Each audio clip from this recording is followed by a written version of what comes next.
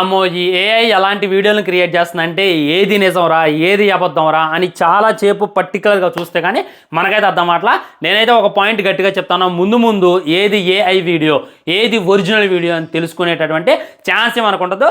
అలా ఏఐ అయితే మతలబ్ చేస్తుంది ఫ్రెండ్స్.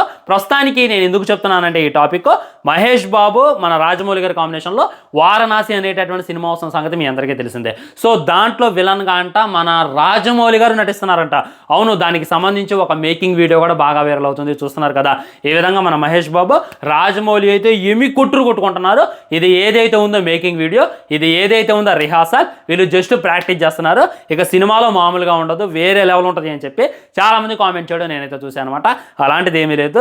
మహా అయితే వారణాసి సినిమాలో గెస్ట్ అపీరియన్స్ ఎలా వచ్చి అలా వెళ్ళిపోతాడు మన జక్కన్న. బాహుబలిలో ఎలా వచ్చి వెళ్ళిపోయిండు, ఆయన RRRలో ఎలా వచ్చి వెళ్ళిపోయిండు, అలా ఎలా వచ్చి అలా వెళ్ళిపోతాడు. కానీ అంతేగాని ఇక సినిమాలో ఫైట్లు చేయాలి హీరోలతో అంటే ఆయన ఏజ్ అది కాదు, ఆయన వ్యవహారం అది కాదు. ఆయన సిద్ధాంతం ఏంటంటే గాడేజ్ చేసే పని గాడేజ్ చేయాలి, గుర్రం చేసే పని గుర్రం చేయాలి. సో ఆయన డైరెక్టర్ కాబట్టి డైరెక్షన్ బట్టిగా చేస్తాడు, ఎలాంటివి చేయడం అనేటటువంటి గుర్తుపెట్టుకోండి. ఇదైతే 100% ఫేక్ అనమాట. వారణాసి సినిమాలో విలన్ వేరున్నారు, అవన్నీ ముందు వస్తాయి అప్డేట్స్.